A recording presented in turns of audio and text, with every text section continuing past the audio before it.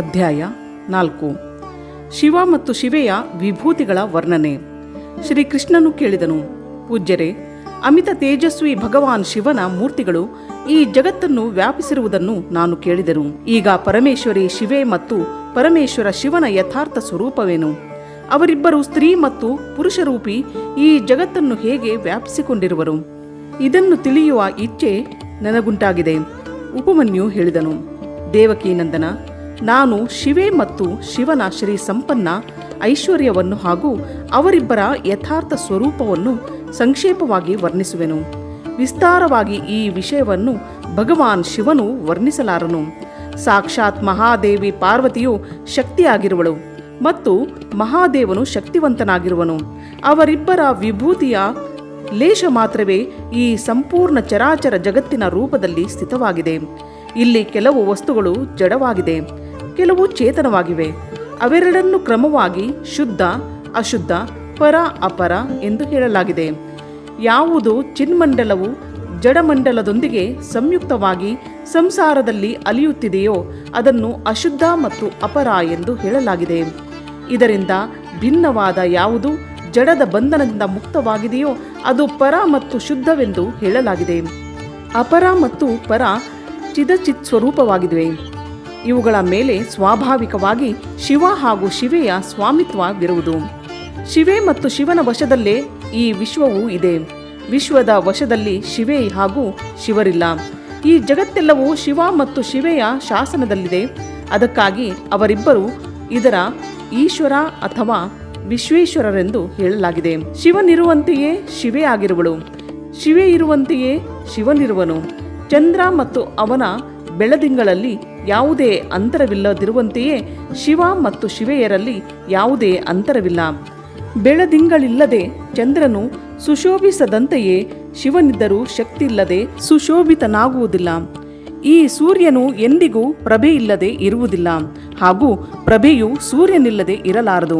ನಿರಂತರ ಅವನ ಆಶ್ರಯದಲ್ಲೇ ಇರುತ್ತದೆ. ಹಾಗೆಯೇ ಶಕ್ತಿ ಮತ್ತು ಶಕ್ತಿವಂತರಿಗೆ ಸದಾ ಒಬ್ಬರಿಂದೊಬ್ಬರ ಅಪೇಕ್ಷೆ ಇರುತ್ತದೆ.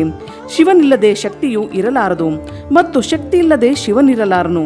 ಯಾವುದರ ಮೂಲಕ ಶಿವನು ಸದಾ ದೇಹದಾರಿಗಳಿಗೆ ಭೋಗ ಮೋಕ್ಷಗಳನ್ನು ಕೊಡುವುದರಲ್ಲಿ ಸಮರ್ಥನಾಗಿರುವನು, ಅನಾದಿ ಅದ್ವಿತೀಯ ಚಿನ್ಮಯಿ ಪರಾಶಕ್ತಿಯು ಆ ಶಿವನನ್ನೇ ಆಶ್ರಯಿಸಿರುವಳು.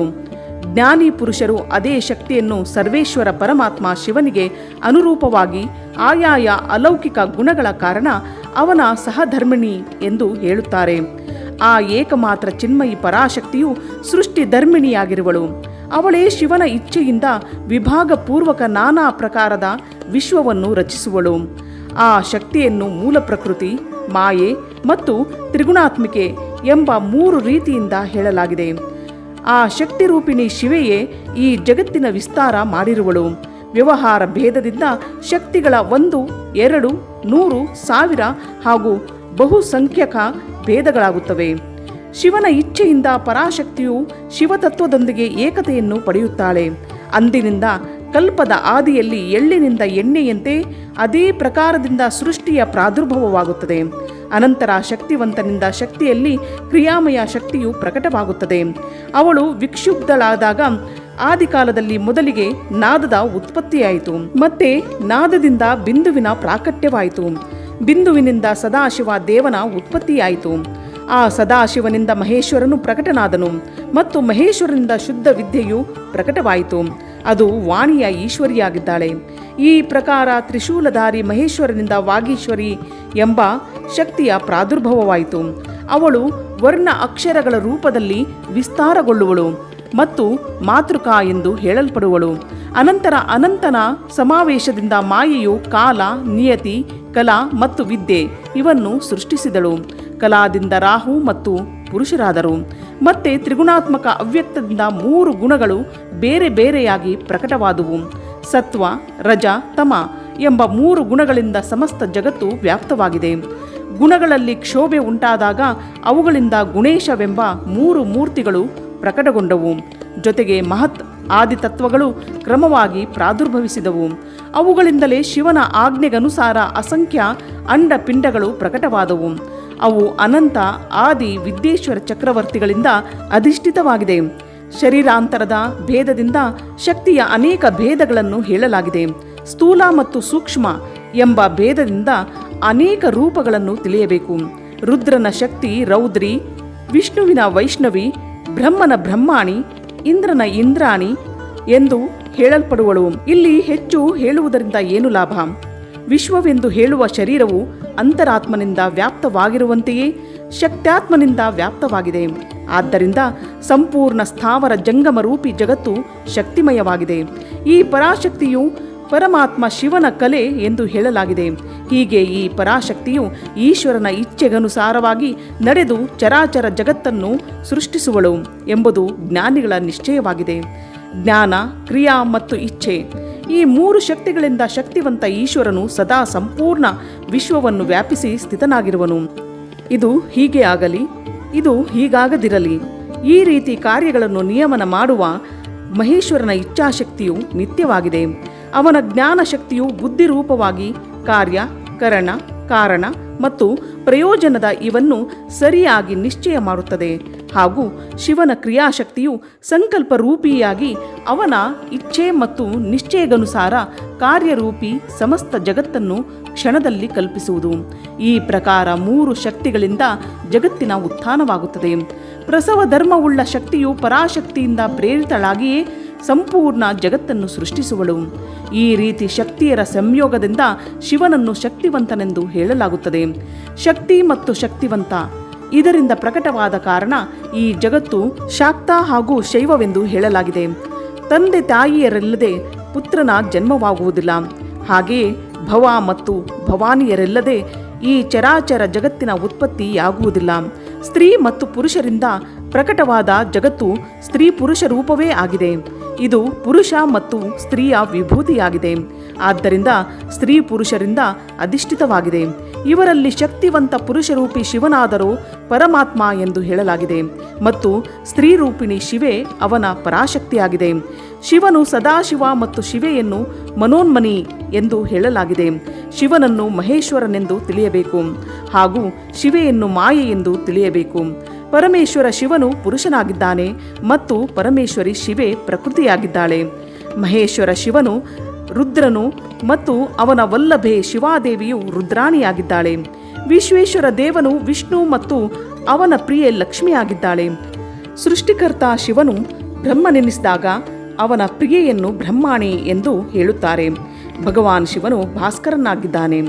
ಭಗವತಿ ಶಿವೆಯು ಪ್ರಭೆ, ಕಾಮನಾಶನ ಶಿವನು ಮಹೇಂದ್ರನಾದರೆ ಗಿರಿರಾಜ ನಂದಿನಿ ಉಮೆಯು ಶಚಿಯು. ಮಹಾದೇವನು ಅಗ್ನಿಯಾದಾಗ ಅವನ ಅರ್ಧಾಂಗಿನಿ ಉಮೆಯು ಸ್ವಾಹ. ಭಗವಾನ್ ತ್ರಿಲೋಚನನು ಯಮನಾದಾಗ ಗಿರಿಜೆ ಉಮೆಯು ಯಮಪ್ರಿಯೆ. ಭಗವಾನ್ ಶಂಕರನು ನಿರುತಿ, ಪಾರ್ವತಿಯು ನೈರುತಿ.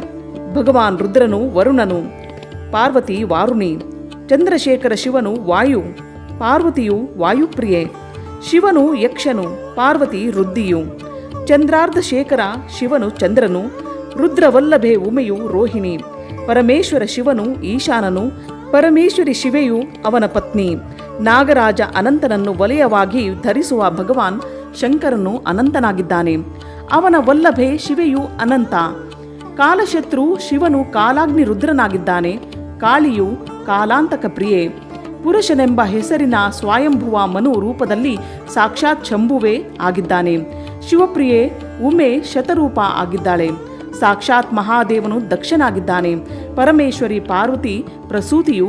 ಭಗವಾನ್ ಭವನು ರುಚಿಯಾದರೆ ಭವಾನಿಯನ್ನು ವಿದ್ವಾಂಸರು ಆಕೂತಿ ಎಂದು ಹೇಳುತ್ತಾರೆ. ಮಹಾದೇವನು ಭೃಗು ಆದರೆ ಪಾರ್ವತಿಯು ಖ್ಯಾತಿ.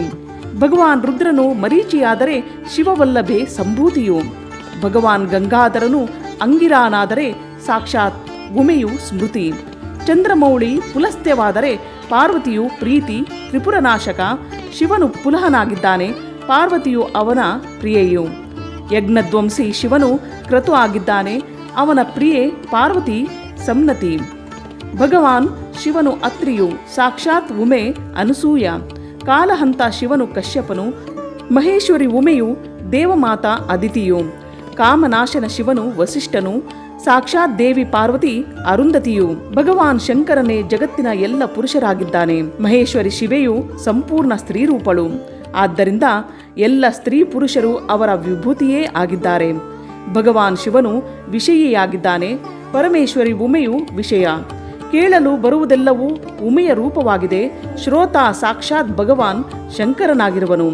ಯಾವುದರ ವಿಷಯದಲ್ಲಿ ಪ್ರಶ್ನೆ ಮತ್ತು ಜಿಜ್ಞಾಸೆ ಉಂಟಾಗುವುದೋ ಆ ಎಲ್ಲ ವಸ್ತು ಸಮುದಾಯದ ರೂಪ ಶಂಕರ ವಲ್ಲಭೆ ಶಿವೆಯು ಸ್ವಯಂ ಧರಿಸುವಳು.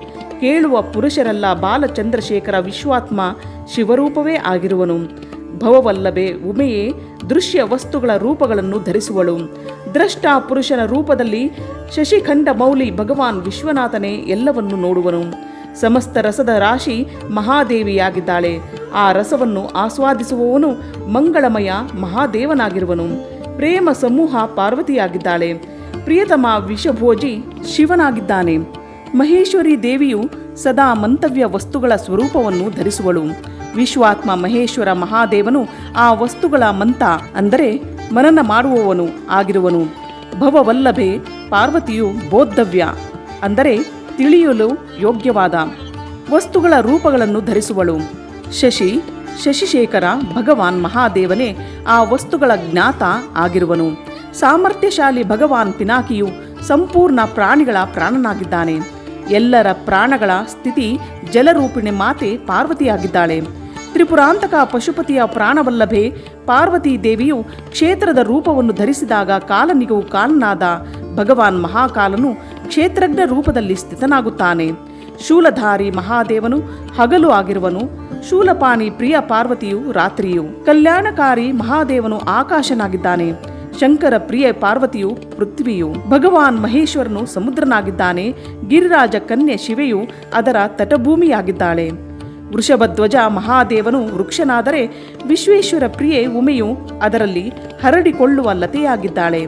ಭಗವಾನ್ ತ್ರಿಪುರನಾಶಕ ಮಹಾದೇವನು ಸಮಸ್ತ ಪುಲ್ಲಿಂಗ ರೂಪಗಳನ್ನು ಧರಿಸುತ್ತಾನೆ. ಮನೋರಮ ದೇವಿ ಶಿವೆಯು ಎಲ್ಲ ಸ್ತ್ರೀಲಿಂಗ ರೂಪವನ್ನು ಧರಿಸುವಳು. ಶಿವವಲ್ಲಭೆ ಶಿವೆಯು ಸಮಸ್ತ ಶಬ್ದ ಜಾಲದ ರೂಪವನ್ನು ಧರಿಸುವಳು. ಬಾಲೆಂದು ಶೇಖರ ಶಿವನು ಸಮಸ್ತ ಅರ್ಥರೂಪನು.